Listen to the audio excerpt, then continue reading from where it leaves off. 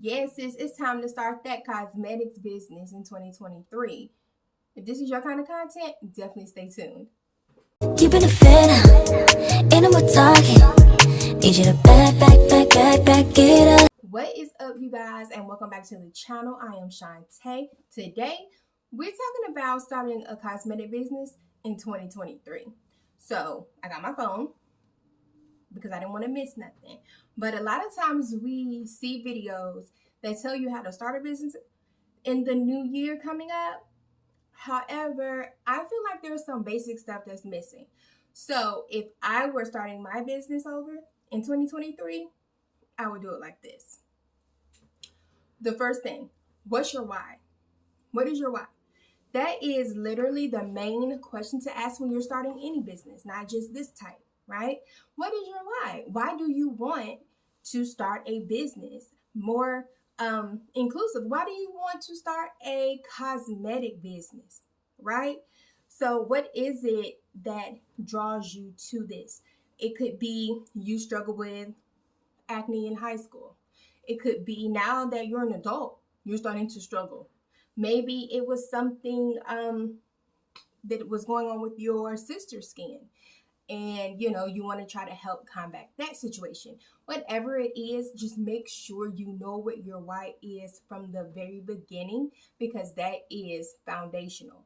It's going to really keep you when things start getting a little difficult and you be like, oh, you know what, I don't want to do this no more. Just think about your why and why you wanted to pursue this. Okay, next, what product do you want to sell?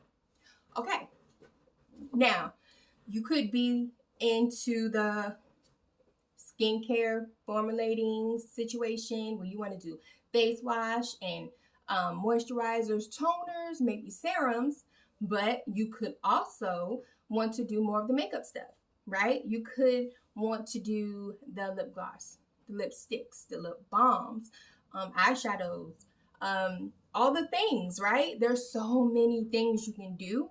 So let's talk about what direction you want to go in. Maybe you want to do a little bit of both. I personally do a little bit of both. So it's definitely a thing. Just decide on that from the beginning. The next thing is, will you hand make them? Will you use a wholesaler? Or will you use a manufacturer? Right? I'll do another video going through the whole process of like, what is the difference between wholesale and manufacturer? Y'all don't mind the train, okay? Don't even worry about it. I'm still gonna give the news. I'm gonna tell you what you need to know. Period. Okay. So deciding on if you're gonna make them yourself, wholesale, manufacturer. Figure that out. All right. The next thing you want to do is have a budget in mind and how much you plan to spend.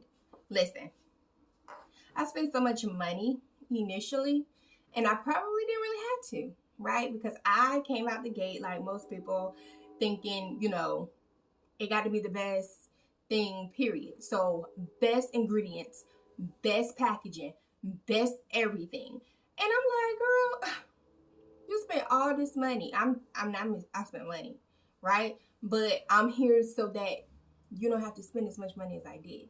Let's keep it simple, like maybe don't go so hard on customized packaging right away. You know what I mean?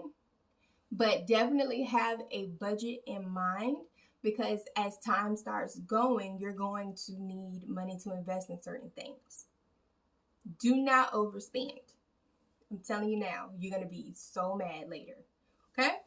Next, decide on how many products you want to start out with. So if you know that you want to do face wash and you want to stay in that arena, maybe do face wash and then maybe do a moisturizer, do a toner, do a serum, right? But do not break the bank trying to come out with an entire line of things right away. Do what you do well, right? And then let that scale. And you're like, the people like me. They really like me, right? So now it's like, okay, now I got a little customer base. People are like what I have. Let me add something else that can help build my skincare line. So if you started with the face wash, great. Sell those. Then add on maybe a moisturizer or a toner. So now you have 2 products. I'm trying to keep you from spending extra money. Just do small bits first. Maybe sell 10. Sell those 10, maybe do another 10. And if it's consistently selling out, then you know you got something going on. All right? Think about the time it takes to make each product. Now, if you are the one making it, definitely take the time to think about how much time you can actually dedicate to making your products, right? Because if for whatever reason you decide, hey, I'm coming out the gate with 5 products off top, hey, do you, but keep in mind, you're not gonna just make one of each of those products. You're gonna have to make several of them. That can be very time consuming. And if you plan to wholesale, what does your budget look like in being able to afford maybe 10 of each thing?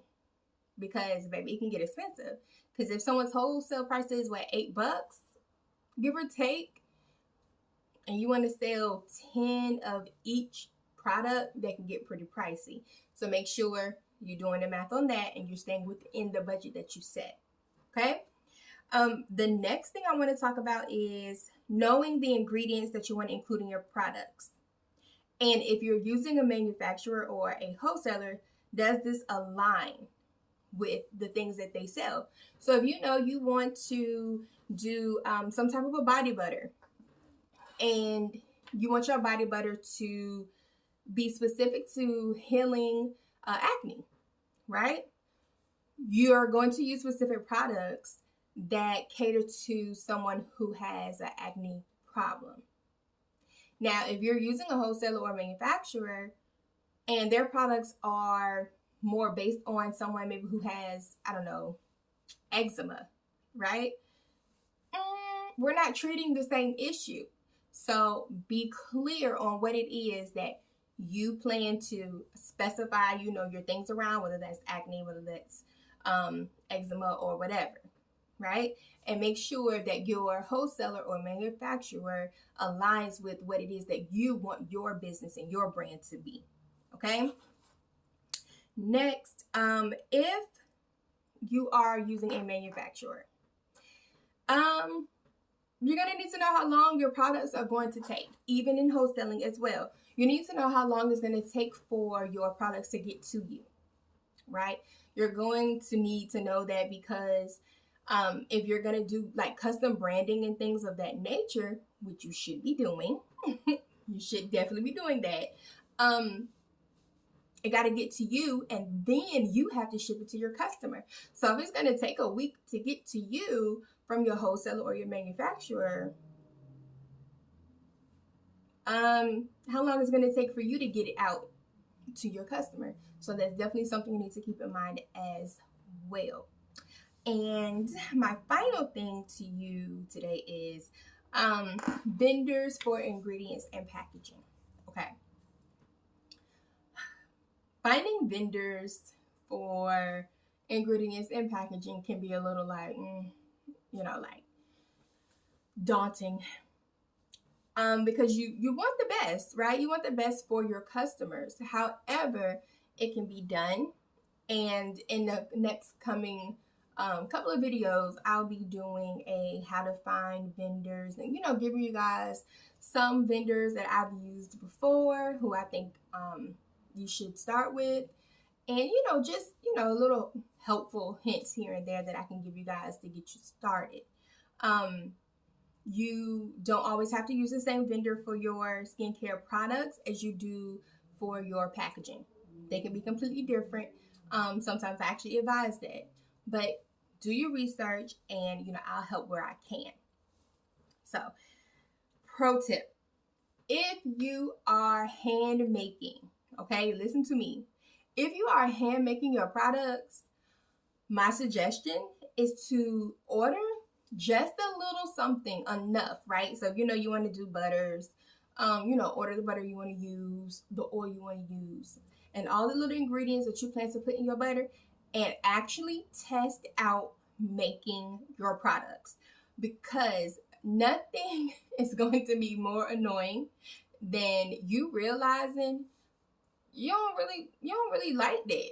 You don't really like the process of formulating.